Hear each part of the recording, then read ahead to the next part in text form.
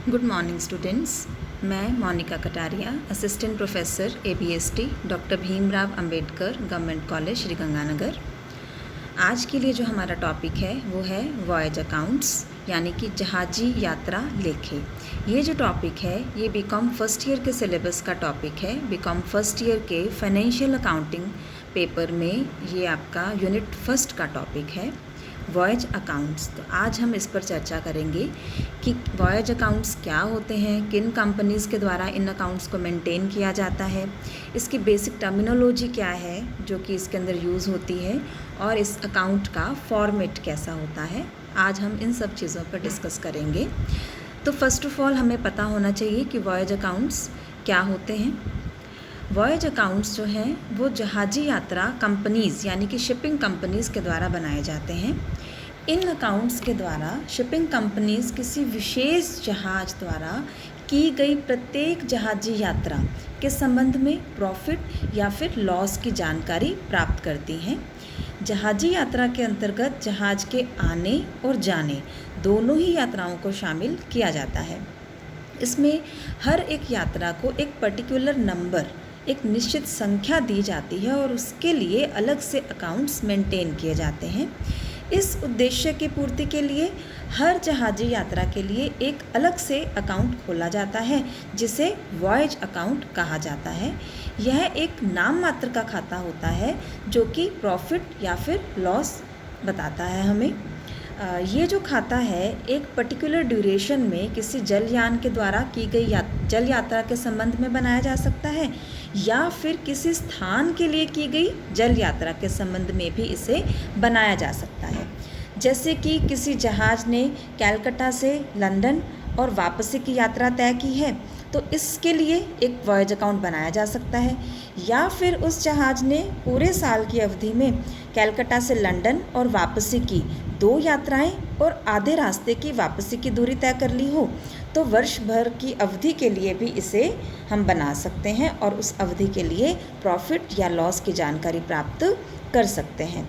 इस अकाउंट से संबंधित जो भी खर्चे होते हैं, व्यय होते हैं, उन्हें हम इस अकाउंट के डेबिट में, इसके अकाउंट के डेबिट में दिखाते हैं वॉयज अकाउंट के, और जो भी इनकम्स होती हैं उन्हें हम वॉयज अकाउंट के क्रेडिट में दिखाते हैं। तो इसमें कुछ एक टर्म्स हैं जो हमारी बार बार यूज़ होती हैं वॉयज अकाउंट के अंदर। तो हम उन टर्म्स के मीनिंग, उनके बारे में जानने की कोशिश करेंगे और साथ ही ये जानेंगे कि कौन सी आइटम्स या कौन सी टर्म्स हमारी डेबिट की हैं और कौन सी आइटम्स हमारी अकाउंट में क्रेडिट की तरफ आती हैं। तो देखिए आप इसमें मुख्य मदों की हम बात कर रहे हैं। वॉयज अकाउंट के क्रेडिट साइड में जो लिखी जाती हैं वो आय की मदें होती हैं। तो पहले हम उनकी बात करते हैं कि आय की कौन कौन सी मेन मदें या आइटम्स होती हैं। सबसे पहले इसमें है आपके पास भाड़ा, यानी कि फ्रेट। फ्रेट जो है वो किसी शिपिंग कंपनी की सबसे इम्पॉर्टेंट इनकम होती है।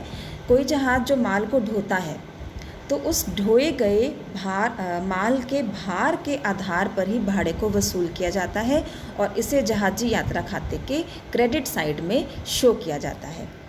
दूसरा इसमें है प्राइमेज, यानी कि अतिरिक्त भाड़ा। ये जो भाड़ा होता है, अतिरिक्त भाड़ा, इसको जहाजी कंपनी द्वारा भाड़े के परसेंट के रूप में अलग से वसूल किया जाता है।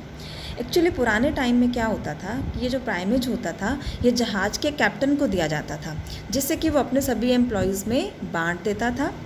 ये माल को सेफली पहुंचाने के लिए उसको प्रोत्साहन के रूप में राशि दी जाती थी, लेकिन अब ये कैप्टन को ना दी जाकर शिपिंग कंपनी अपनी ही आय के रूप में रख लेती है और इसे हम जहाजी यात्रा खाते के क्रेडिट साइड में दिखाते हैं।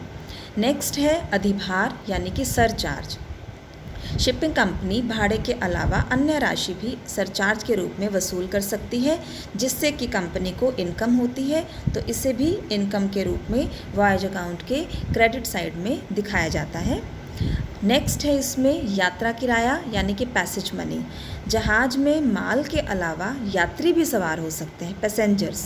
तो उन पैसेंजर्स से किराए के रूप में जो राशि वसूल की जाती है उसे हम पैसेज मनी या फिर यात्रा किराए के नाम से जानते हैं। तो ये सारी आइटम्स तो हमारी वॉयज अकाउंट की क्रेडिट की आइटम्स हैं। अब हम देखते हैं कि वॉयज अकाउंट के डेबिट में कौन कौन सी आइटम्स दिखाई जाती हैं। वॉयज अकाउंट के डेबिट साइड में जो एक्सपेंडिचर की मेन मदें हैं दिखाई जाती हैं जो वो होती हैं, पहली इसमें है दलाली और कमीशन यानी कि brokerage and commission. Shipping companies का जो बिज़नेस है बेसिकली वो दलालों और प्रतिनिधियों के माध्यम से ही चलता है। ये दलाल और प्रतिनिधि जो होते हैं ये जहाज़ की यात्रा के लिए माल बुक करते हैं और फ्रेट को वसूल करते हैं। इसके बदले में कंपनीज इनको इनके काम के बदले में दलाली या कमीशन देती है। इसकी जो गणना है वो भाड़े के परसेंट के रूप में की जाती है। जो फ्रेट होता है उसके ऊपर परसेंट के रूप में। यहाँ पर जो भाड़ा है उसका मतलब भाड़े की राशि में अतिरिक्त भाड़े की राशि को जोड़कर उसके ऊपर इसकी गणना की जाएगी कमीशन की। भाड़े का मतलब भाड़े की राशि में अतिरिक्त भाड़े की राशि को जोड़कर जो राशि आएगी उस कुल राशि से मतलब लगाया जाएगा यहाँ पर भाड़े का और उसी पर परसेंट निकाला जाएगा। तो इसे हम जहाजी यात्रा खाते के डेबिट साइड में शो करते हैं। नेक्स्ट है बंकर कॉस्ट या बंकर लागतें। बंकर से जो मतलब है हमारा वो जहाज़ के कोयला बिन से होता है, कोल वगैरह। इन लागतों के अंदर फ्यूल, कोल, डीज़ल और पीने का पानी जो होता है फ्रेश ड्रिंकिंग वाटर आदि के जो व्यय हैं उनको शामिल किया जाता है। इन्हें जहाजी यात्रा के खाते के डेबिट साइड में शो किया जाता है। फिर है इसके अलावा सामान, स्टोर्स जो होते हैं जहाज़ पर यात्रा के दौरान खाने पीने का सामान और दैनिक उपयोग का सामान भी रखा जाता है, क्योंकि बहुत लंबे समय की यात्राएं होती हैं। तो इन यात्राओं के लिए जो सामान खाने पीने का और दैनिक उपयोग का रखा जाता है उसे स्टोर्स कहा जाता है। उन पर व्यय की गई राशि को स्टोर्स एक्सपेंसेस कहा जाता है। तो इसे हम इसकी उपभोग की गई राशि को जहाजी यात्रा खाते के डेबिट साइड में दिखाते हैं। नेक्स्ट है इसमें हार्बर चार्जेस या बंदरगाह के प्रभार। जहाज़ पर माल को लोड करने और अनलोड करने के लिए इसको पोर्ट्स पर, बंदरगाहों पर आना पड़ता है जहाज़ को, और उसे कई कई दिन वहाँ पर ठहरना भी पड़ता है। तो इस सुविधा के लिए, इस फैसिलिटी के लिए जो जहाजी कंपनीज़ होती हैं वो पोर्ट अथॉरिटीज़ को कुछ पेमेंट करती हैं। तो इसी पेमेंट को हार्बर चार्जेस के नाम से जाना जाता है। इसे जहाजी यात्रा खाते के डेबिट साइड में शो किया जाता है। नेक्स्ट है लदान और उतराई व्यय यानी कि स्टीवडोरिंग एक्सपेंसेस। माल को जहाज़ पर चढ़ाने और उतारने वाले जो व्यक्ति होते हैं उन्हें अलग से भुगतान यानी कि पेमेंट करनी पड़ती है। तो इस व्यय को स्टीवडोरिंग एक्सपेंसेस कहा जाता है, और क्योंकि ये हमारा खर्चा है, कंपनी का खर्चा होता है, तो इसे हम वॉयज अकाउंट के डेबिट साइड में दिखाते हैं। नेक्स्ट इज़ डेप्रिसिएशन यानी कि मूल्यह्रास। जहाज़ का जो जीवन काल होता है वो फिक्स्ड होता है, तो इसके ऊपर फिक्स्ड इंस्टॉलमेंट मेथड यानी कि स्थायी किश्त विधि से डेप्रिसिएशन की अमाउंट कैलकुलेट करके हम जहाजी यात्रा खाते के डेबिट साइड में इसको दिखाते हैं। फिर हम बात करते हैं बीमा प्रीमियम यानी कि इंश्योरेंस प्रीमियम के बारे में। आम तौर पे जहाज़ का और फ्रेट का दोनों का बीमा करवाया जाता है। तो इसके लिए जो इंश्योरेंस प्रीमियम होता है उसका भुगतान टाइम के आधार पर किया जाता है। तो जहाज़ द्वारा जो यात्रा में टाइम लिया जाता है उसके अनुपात में इंश्योरेंस प्रीमियम को हम निकाल कर कैलकुलेट करके जहाजी यात्रा खाते के डेबिट में इसको शो करते हैं। नेक्स्ट है सैलरीज़ एंड वेजेस, वेतन एवं मजदूरी। जहाज़ के कैप्टन और दूसरे जो एम्प्लॉयज़ जो जहाज़ पर काम करते हैं उनके सैलरीज़ और वेजेस जहाजी कंपनी के लिए खर्च होते हैं। तो इन खर्चों को भी हम वॉयज अकाउंट की डेबिट साइड में शो करते हैं। और इसमें नेक्स्ट है फिक्स्ड और स्टैंडिंग एक्सपेंसेस। तो जहाजी कंपनी के जो भी स्थायी व्यय होंगे, फिक्स्ड एक्सपेंसेस होंगे, उनको यात्रा की अवधि से संबंधित अनुपातिक हिस्सा जो होगा उसको मतलब प्रोपोर्शनेट कर लेंगे हम अवधि के हिसाब से। तो वो जो प्रोपोर्शनेट उसका हिस्सा होगा उसको जहाजी यात्रा खाते के हम डेबिट साइड में दिखाते हैं। तो ये अब तक हमने बात करी कि वॉयज अकाउंट क्या होता है, कौन सी कंपनीज इसे मेंटेन करती हैं और इसके क्रेडिट और डेबिट में दिखाई जाने वाली क्रमशः आय और व्यय की मदों के बारे में।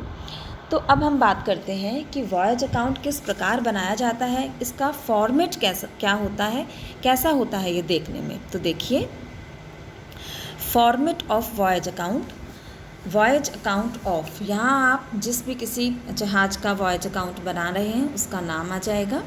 फिर वॉयज नंबर, हर जहाज़ी यात्रा को एक नंबर, एक निश्चित संख्या प्रोवाइड की जाती है जिसे हम वॉयज नंबर के नाम से जानते हैं। और पीरियड में उस अवधि को हम दिखाते हैं, उस अवधि को हम लिखते हैं जिस अवधि के लिए वो जहाज़ी यात्रा खाता बनाया गया है। तो अन्य अकाउंट्स की भांति ही इसमें भी दो पक्ष होते हैं, डेबिट और क्रेडिट। लेफ़्ट हैंड साइड हमारी जो है वो डेबिट साइड होती है और जो राइट हैंड साइड है अकाउंट की, दैट इज़ क्रेडिट साइड। तो सबसे पहले हम बात करते हैं क्रेडिट की आइटम्स की, इनकम आइटम्स जो हमारी हैं उनकी। तो सबसे पहले हम इसमें दिखाते हैं फ्रेट। ये हम बात कर चुके हैं फ्रेट के बारे में कि फ्रेट क्या होता है। तो क्रेडिट की पहली आइटम बाय फ्रेट, इसमें दोनों ही तरह का फ्रेट दिखाया जाता है। आउटवर्ड यानी कि जाते बार की जो यात्रा होती है, जावक यात्रा, और रिटर्न या इनवर्ड यानी कि वापसी यात्रा। तो दोनों ही यात्राओं के फ्रेट को जोड़कर हम इसमें दिखाते हैं। नेक्स्ट इसमें सेकंड आइटम जो इनकम की है दैट इज़ प्राइमेज। प्राइमेज भी हम बात कर चुके हैं। तो प्राइमेज की जो भी अमाउंट होगी वो हम यहाँ पर क्रेडिट साइड में दिखा देंगे। फिर है सरचार्ज बाय सरचार्ज। तो सरचार्ज यदि प्रश्न में दे रखा है तो उसको भी आप क्रेडिट में दिखा देंगे। और बाय पैसेज मनी, यदि क्वेश्चन में पैसेज मनी प्रोवाइडेड है तो आप उसको भी क्रेडिट साइड में शो करेंगे। तो ये हमारी इनकम की मेन आइटम्स जो हैं वो हमने क्रेडिट साइड में शो कर दी हैं। अब हम बात करते हैं डेबिट में एक्सपेंस की आइटम्स की। तो सबसे पहले to bunker cost, then to port charges या to harbour charges, to stores, यहाँ पर कंज्यूम्ड जो स्टोर्स की अमाउंट है वही आएगी, to salaries and wages, to stevedoring expenses या stevedoring charges, to depreciation, to insurance premium. ये जो डेप्रिसिएशन है और जो इंश्योरेंस प्रीमियम है इसका प्रोपोर्शनेट हिस्सा यात्रा की अवधि के अनुसार निकाल कर कैलकुलेट करके हम यहाँ दिखाते हैं।